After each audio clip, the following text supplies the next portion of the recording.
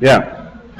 Alors aujourd'hui, on va faire, je vous montre la solution d'un examen de passage concernant la partie orientée objet.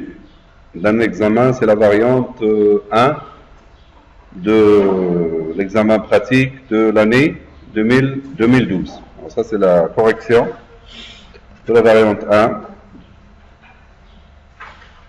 de l'examen pratique de l'année 2012. Alors, nous, on va voir que la partie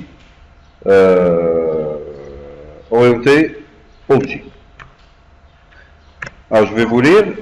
L'objet de cette application est la gestion informatisée des voyages par une société possédant des bus. Chaque voyage est assuré par un seul chauffeur. On va utiliser, alors là, dans la recommandation, ils disent utiliser les listes génériques. Vous pouvez toujours refaire le TP avec d'autres objets de liste comme les array lists et les collections. De préférence, vous pouvez utiliser les array lists. Bon, pour nous, la solution qu'on avait fait, c'est en utilisant les listes. Alors, il nous demande ici de définir la classe chauffeur. Alors, les attributs sont le CIN, le nom et le prénom. D'écrire un constructeur avec tous les paramètres. Écrire les accesseurs des champs. Les accesseurs des champs, c'est-à-dire les getters et les setters, et la méthode toString qui renverra tous les champs, séparés avec des tabulations. Alors, on va voir, nous, ce qu'on avait fait. On va voir la classe, c'est quelle classe? La classe chauffeur. On va aller voir la classe chauffeur. Alors, qu'est-ce qu'on avait fait dans la classe chauffeur, ici? Alors, pour déclarer la classe chauffeur, ici, alors on a créé une classe chauffeur. Ici, on a créé un string privé, CIN, un string privé nom et un string privé, private string prénom. On a ici, on a déclaré un constructeur, public chauffeur, c'est un constructeur par défaut. Et on a créé un constructeur public, chauffeur, qui a besoin de 3 paramètres, CN et P de type string.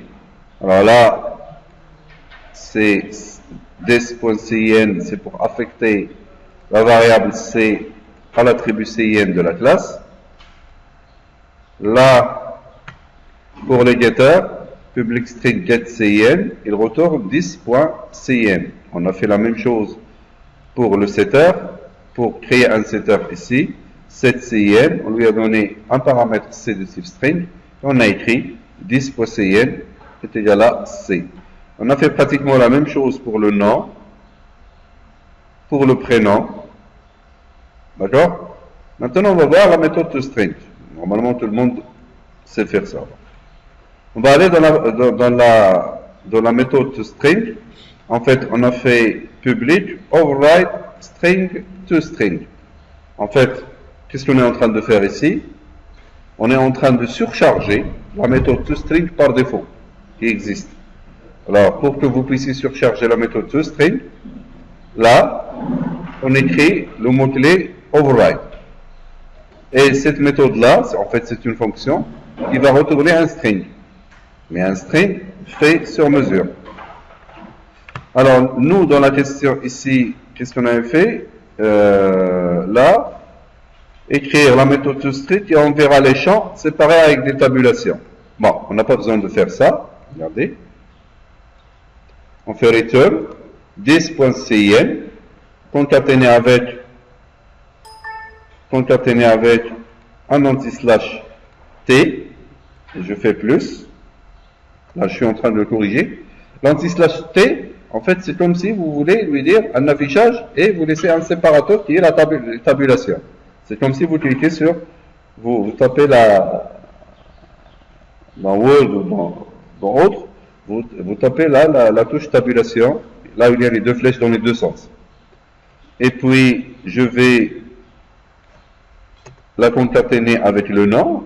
Alors, plus c'est pour la concaténation. 10.nom. Je ferme les guillemets et je fais plus ici. Voilà. Je concatène avec le nom.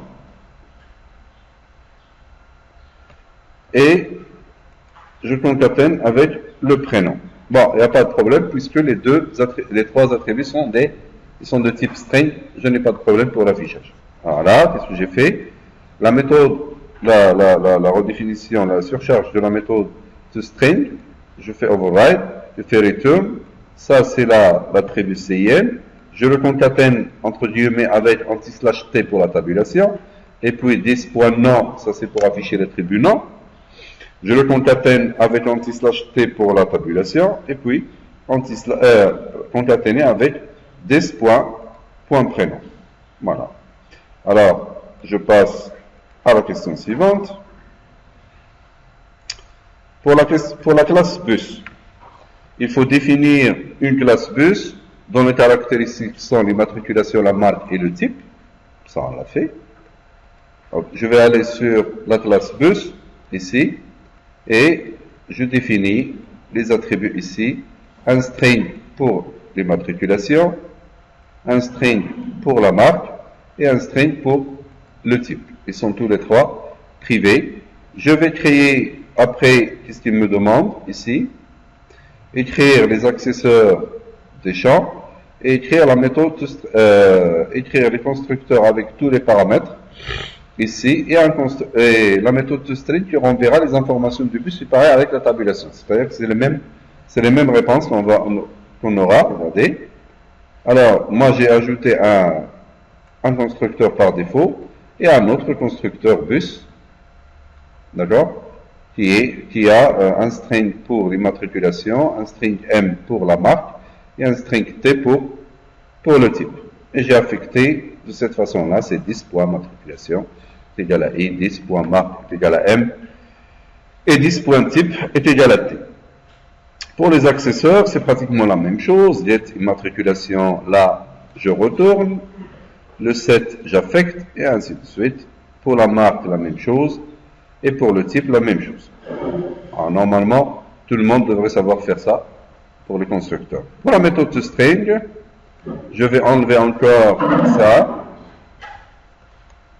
Je vais laisser seulement l'immatriculation. Je la concatène avec l'anti/t comme tout à l'heure. Et j'enlève ça. Voilà. Et je concatène directement avec la marque. Puis je concatène avec ça. Je fais un petit plus ici. Et j'enlève tout ceci. Regardez. Voilà. J'enlève tout cela. Et là, qu'est-ce que j'ai fait? J'ai fait un affichage en brut qui affiche l'immatriculation, la valeur de l'immatriculation, concaténé avec la tabulation, puis la marque, la tabulation, et puis le type. Très bien, j'enregistre tout ceci. Écrire les accesseurs et la méthode toString. Allons à la classe voyage. Là où il y a plus de travail. On définit une classe voyage. Définir une classe voyage dont les caractéristiques sont le numéro du voyage, qui est le numéro du premier voyage créé. Alors, le numéro du premier voyage est mis à 1, ici, et à chaque création d'un nouveau voyage, ce numéro doit être automatiquement incrémenté de 1. Puis, VChauffeur, en fait, c'est un attribut de type chauffeur, de type objet chauffeur, c'est un objet chauffeur, et VBus, c'est le bus conduit par VChauffeur au cours de ce voyage, c'est-à-dire, c'est un objet, on va créer un objet de type chauffeur. La date du voyage, là, la date où a eu le voyage, la ville de départ, c'est un string, la ville d'arrivée, c'est un string, et un entier qui définit, ici, qui définit le nombre de voyageurs, c'est le nombre de personnes qui ont effectué le voyage. Le prix du billet, c'est un entier aussi, c'est le prix payé, c'est un double, peut-être, ou un float. Je ne sais pas ce que j'ai fait dans ça. J'ai fait un float ou un double. Payé pour chaque voyage, par chaque voyageur de ce voyage. Le même prix pour tout le monde. C'est-à-dire que pour chaque voyage, il y a un prix.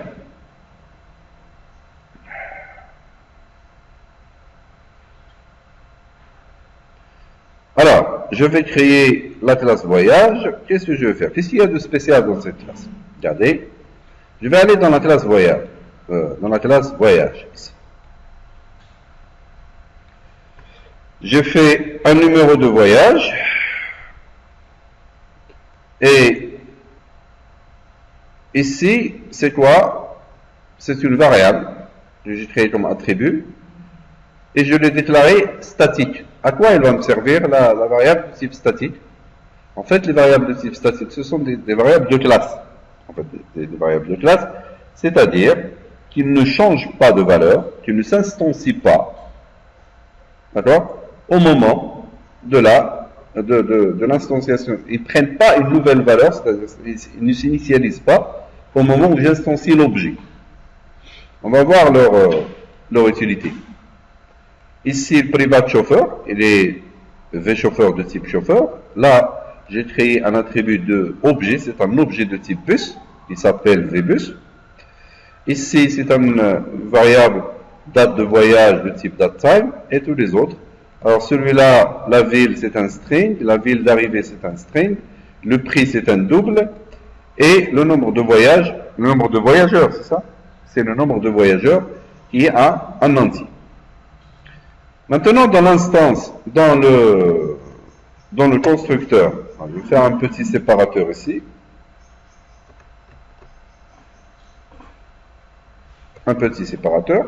Alors, je prends le constructeur par défaut de voyage. Qu'est-ce que j'ai fait? Regardez, cet attribut-là qui était statique, que j'avais initialisé à 0 au moment où j'ai instancié.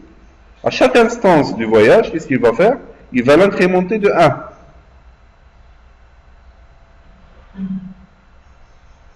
Pour chaque instance, il ne va pas l'initialiser comme tous les autres, parce que les autres, quand je fais, si j'ai créé un constructeur par défaut, il faut les initialiser, il va lui mettre à nul ou des valeurs bizarres.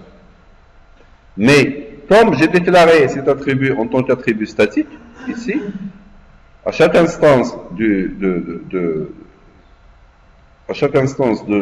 la classe voyage, qu'est-ce qu'il va faire? Il va prendre cette valeur-là, il va lui ajouter 1, sachant que je l'ai initialisé au début à 0. Après, qu'est-ce que j'ai fait? Le num voyage, regardez, c'est cet attribut-là, qui est un attribut normal, un attribut de la classe voyage. Celui-là, il est statique, il s'incrémente, et après, je prends la valeur actuelle de cette variable-là, de cet attribut-là, et je le mets dans le vrai champ numéro de voyage. Vous voyez l'utilité de la variable statique. Et la date d'aujourd'hui, la date de voyage, elle prend la date système. Pour qu'elle prenne la date système, il fait datetime.no. Il faut retenir ça pour avoir la date système. C'est datetime.no. En fait, vous récupérez la date et l'heure système.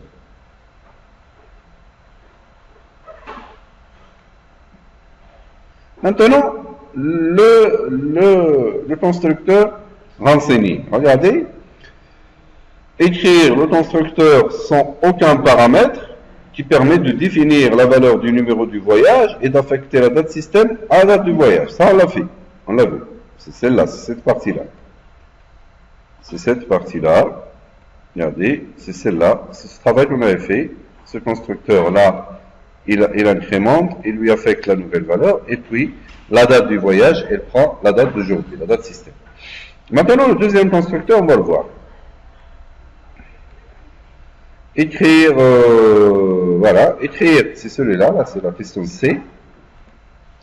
Écrire un constructeur permettant de définir les valeurs des autres champs. Ce constructeur doit faire d'abord appel au constructeur précédent, c'est-à-dire à celui-là qui est le constructeur par défaut. Alors, quel est l'intérêt? C'est que moi, j'ai un constructeur renseigné avec les valeurs, celui-là, regardez. Alors, regardez, ce constructeur voyage, il a tous les paramètres. Et il prend ces valeurs-là, il les met là. Mais comment je pourrais lui dire regardez la question, c'est de définir les valeurs. Ce constructeur doit faire d'abord appel au constructeur précédent. C'est-à-dire qu'il doit faire appel à ce constructeur-là, celui qui est en haut. Pour le faire, regardez, le public voyage ici avec les paramètres, et je mets 2 points this. Ce 2.10, c'est comme si je lui dis, tu prends aussi ce que j'ai écrit dans le constructeur ici. C'est-à-dire qu'il va quand même incrémenter celui-là, affecter la valeur et mettre la date du système. Remarquez une chose, c'est que au niveau de ce constructeur-là, je n'ai rien affecté au niveau du numéro du voyage. Il n'y a pas d'affectation ici sur le numéro de voyage, ni sur la date de voyage. Qui va s'en occuper? C'est ce constructeur-là. D'accord? C'est ce constructeur-là qui va affecter la valeur du numéro du voyage et la date du voyage. Pour le faire, je répète, je laisse public voyage, là c'est le constructeur normal, comme on l'a vu, et là je mets 2 points this, c'est-à-dire qu'il va prendre en charge aussi le constructeur par défaut. Yata pour les arrêts. C'est les non? Qui a fait ça? C'est toi. Très bien. On y va. Ça c'est pour le getter. Pour le setter,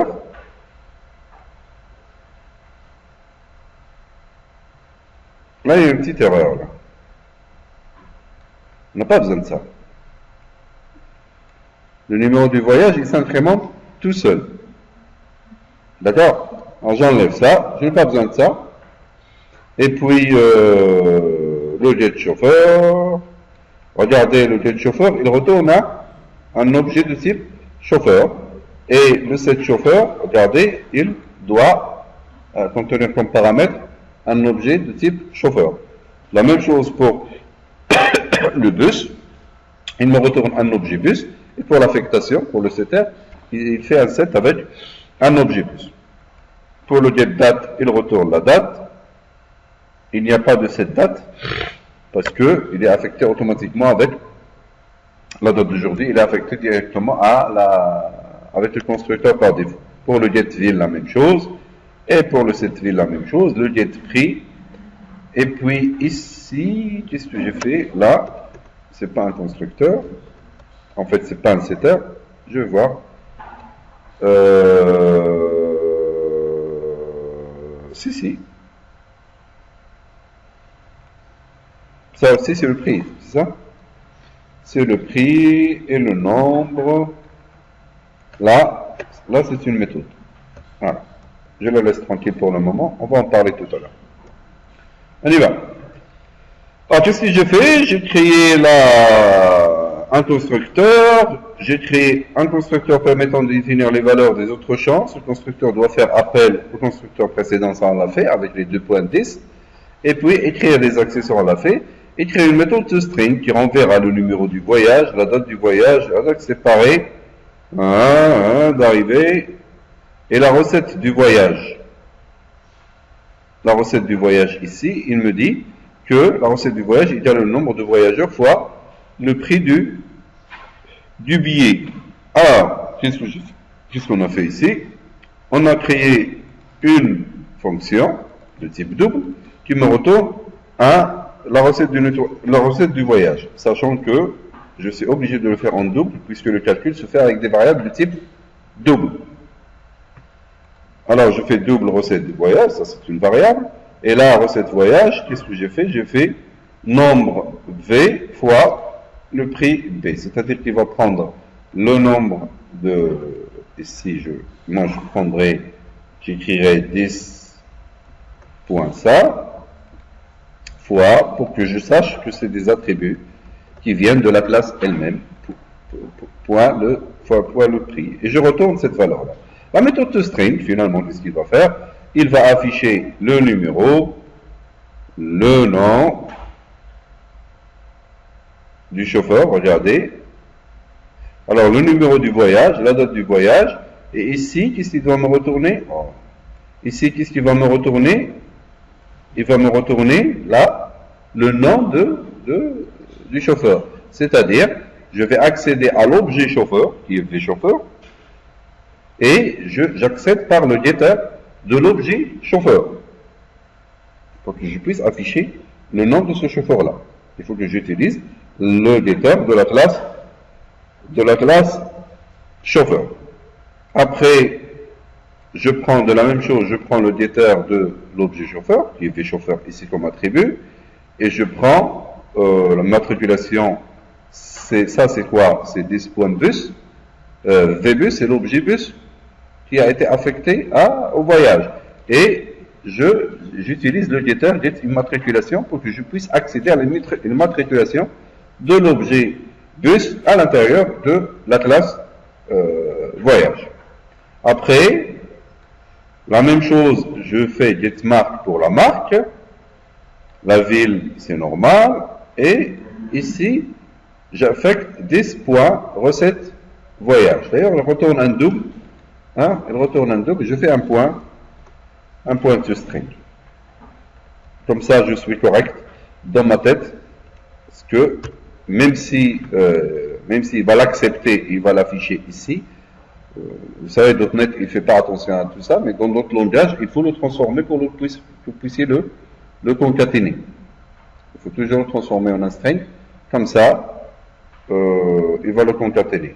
J'espère qu'il ne va pas faire de bêtises, puisque le toString ici, il est surchargé. On va voir. Après, ça c'est pour mes classes. Maintenant, dans mon programme principal, qu'est-ce qu'on me demande de faire? Qu'est-ce qu'on vous demande de faire? Alors, je vais déclarer une liste de chauffeurs, une liste de bus et une liste de voyages. Alors, remarquez une chose, lorsque je vais ici dans le programme, je laisse tranquille la partie...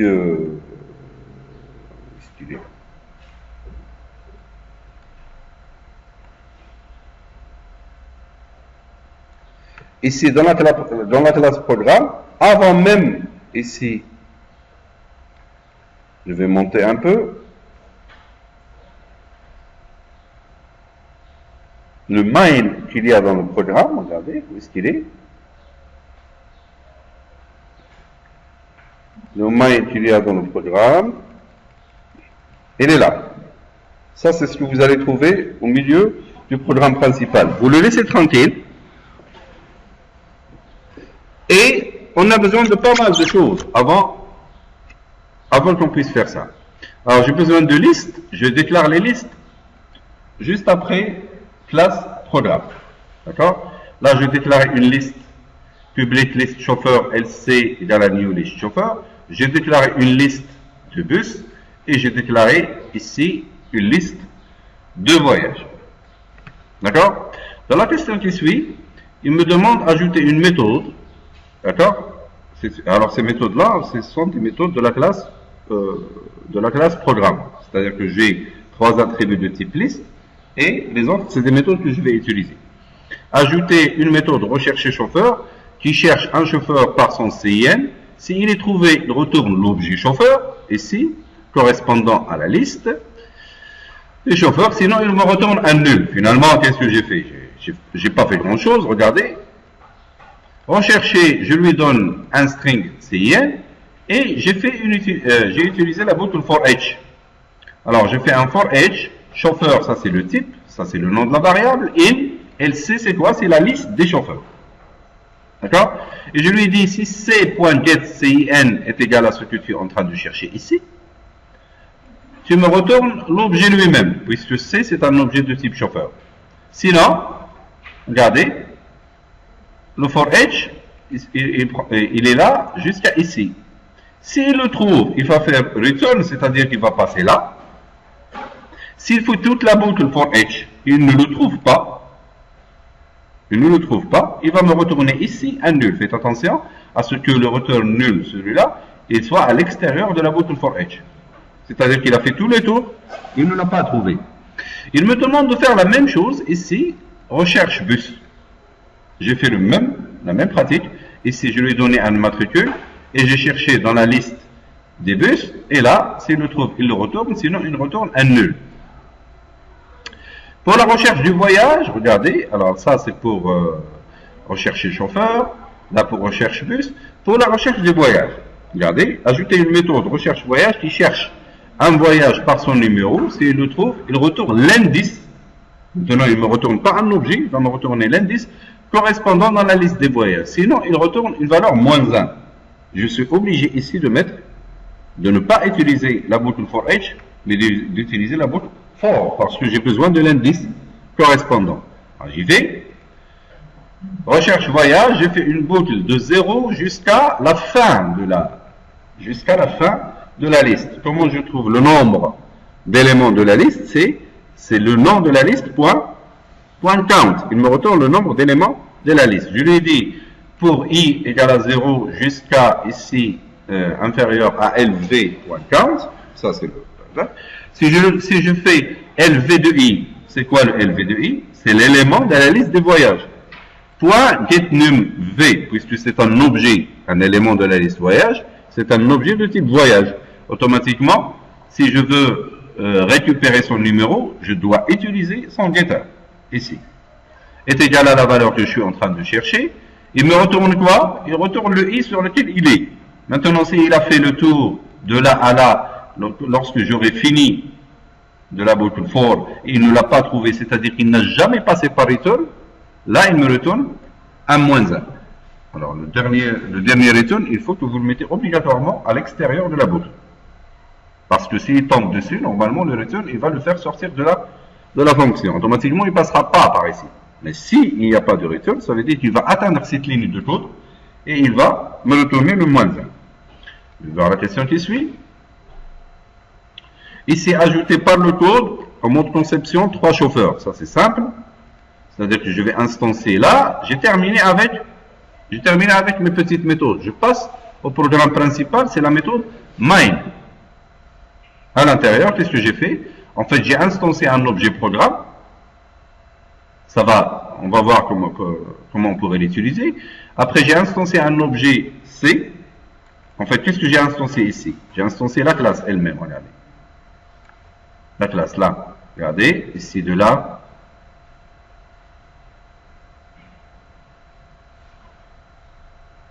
Il se termine là. Vous voyez? Ici.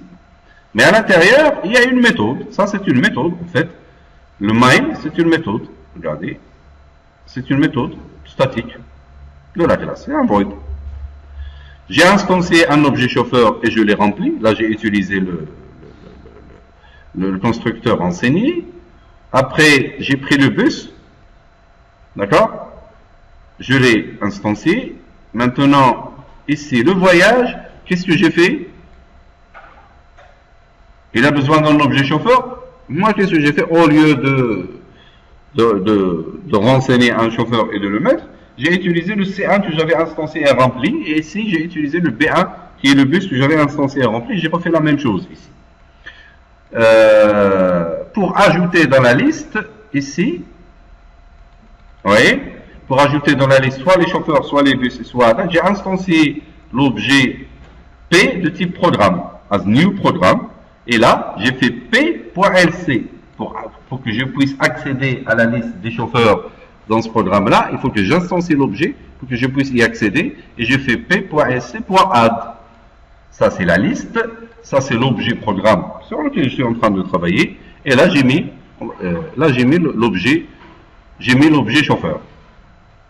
Alors, la question qui va suivre, là j'ai rempli les listes.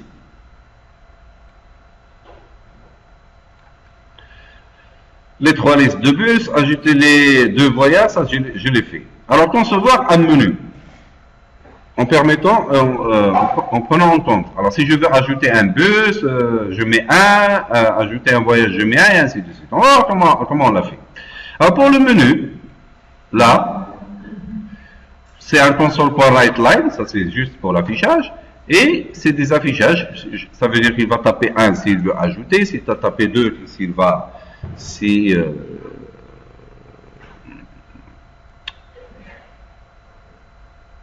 veut ajouter un voyage, et ainsi de suite. Bien.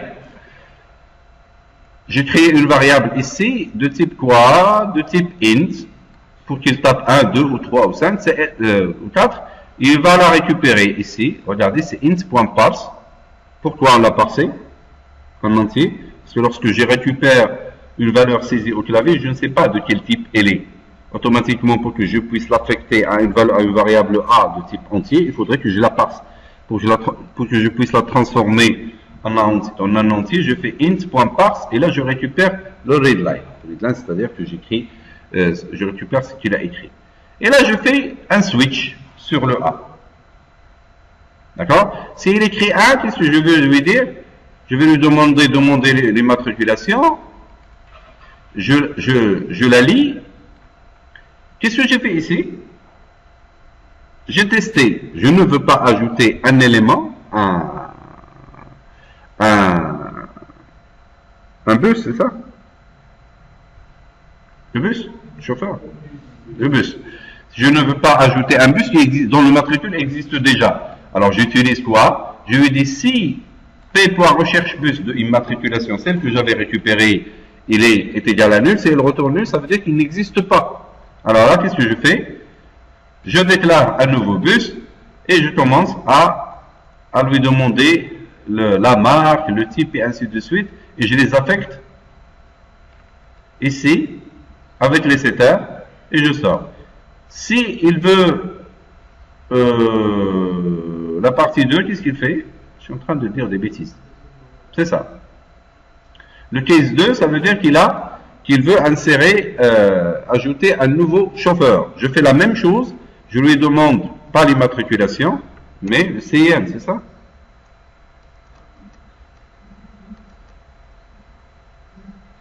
Non. Ajouter un quoi? Le 2, c'est le voyage. Alors, je demande l'immatriculation. Ici, qu'est-ce que je veux? Je voudrais que lorsque il saisit un matricule qui n'existe pas dans la liste des matricules, dans la liste des bus, normalement, il doit, à chaque fois qu'il me saisit un matricule qui n'existe pas, il doit lui demander de faire ça. Alors, je fais ça à l'intérieur d'un do while. Je fais do, je lui demande, j'ai fait une bêtise, je fais un do ici, je lui demande de me donner une matriculation, je la lis. Tant que P.recherche de IM est égal à nul. Ça veut dire, je lui donne un matricule, il fait la fonction recherche, il trouve qu'il retourne nul. Tant qu'il retourne nul, ça veut dire qu'il me donne un mauvais matricule qui n'existe pas dans la liste des bus. C'est ce que je lui ai dit de faire. Et j'ai fait la même chose ici, dans le CIN du chauffeur, il faut qu'on ait les chauffeurs qui existent dans la liste des chauffeurs. Bien. S'il passe ça, s'il passe les deux do while, normalement, tout va bien. Il m'a donné un matricule qui existe, il m'a donné un CIN qui existe. Après, qu'est-ce que je fais? Regardez. Je déclare, j'instancie un objet voyage, et ici, j'ai rempli mon... en fait, qu'est-ce que j'ai fait ici? J'ai fait v.set chauffeur, mais j'ai besoin d'un objet chauffeur. Cet objet-là, où est-ce qu'il est? C'est recherche chauffeur. Pourquoi j'ai utilisé la méthode de recherche chauffeur de CH? Je sais qu'il existe dans la liste. Alors automatiquement, il m'a retourné celui que j'ai cherché par matriculation. Après, le cherche bus, c'est la même chose. Et après, je lui demande la date, la ville de départ, la ville d'arrivée, et je les affecte par les setters en les récupérant. Après, qu'est-ce que je fais? Je fais P.LV qui est la liste des voyages et j'ajoute l'objet que j'avais construit. Le case 3, qu'est-ce qu'il fait? Il affiche la liste des la liste des voyages, c'est ça? Ça, c'est le troisième point. La liste des voyages, en fait, ça, c'est l'entête qui va afficher. Il va m'afficher les entêtes, le numéro, nom et ainsi de suite. Et ici, qu'est-ce qu'il va faire? Il va faire une boucle et à chaque fois, il utilise console.writeLine de P.LV de I, qui est l'élément de la liste des voyages, qui est pleine d'objets voyages.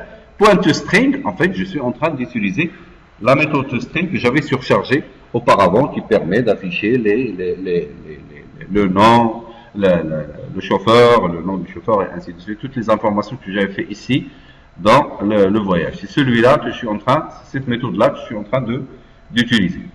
Je reprends. La partie 4, qu'est-ce qu'il me demande? Il me demande lister les voyages passés entre deux dates. On y va. Maintenant, j'ai besoin de me donner une première date, de donner une deuxième date. Chose qu'il faut faire, c'est que ici, pour que vous puissiez parser, transformer ce qu'il a écrit en DateSign, vous faites DateSign.parse et là vous récupérez ce qu'il a saisi. Sachant qu'on n'a pas encore géré les erreurs, on n'a pas fait de try-catch à ce niveau-là. On a fait Là, qu'est-ce que j'ai fait? J'ai fait un for each, voyage dans la liste. Je cherche les objets voyage dans la liste des voyages et je lui ai dit si D1, si voyage, cette variable-là, .get.dev est supérieur à D1 et ça c'est là le et logique et il est inférieur à D2, qu'est-ce que je lui ai dit de faire? Il m'affiche voyage.toString et là j'utilise encore la méthode surchargée toString pour que je puisse les afficher avec les tabulations. Alors, chose dont je n'avais pas parlé, alors ça c'est quoi la question 5? On va voir. La question 5, il me demande le nombre de voyageurs de l'année en cours. Finalement, qu'est-ce que je dois faire? Je dois lister, regardez, j'ai fait le tour des voyages dans LV et je lui ai dit si mon objet voyage.getDateVoyage.year pour récupérer l'année, ça c'est pour récupérer, lorsque vous avez une variable de type date et vous voulez récupérer l'année, vous faites la variable .year égale à DateSign.now, finalement c'est quoi? C'est la date d'aujourd'hui. Si vous voulez récupérer la date d'aujourd'hui, c'est DateSign.now et vous récupérez encore l'année, c'est .year. S'il trouve que c'est ça, eh ben j'utilise qu'est-ce que je fais? Ça c'est quoi? Qu'est-ce que j'ai récupéré ici? Ça, c'est le nombre, c'est ça. Le nombre. C'est une variable de type int. Et là, je crois que j'ai fait une bêtise. Je retourne pas les numéros. Je retourne quoi? Le nombre de voyages. Le nombre de voyages, je fais get. Et point. Get quoi? Où est-ce qu'il est?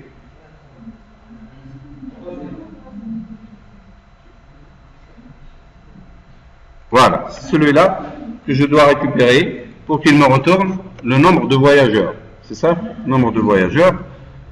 Et là, après, je fais un affichage correct. Tout ça, tout ce que j'ai écrit, regardez juste au début, regardez, le main, là, où est-ce qu'il est? Voilà, il est là. Tout ce que j'ai écrit dans le menu, il est entre un do, d'accord?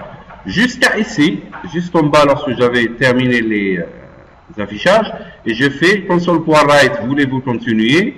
Je lis la réponse, je la transforme en string, tant que, en fait, faire tant que, il répond, s'il tape O ou grand O, il y a un O majuscule ou un minuscule, il va m'afficher. Alors, on va voir l'exécution.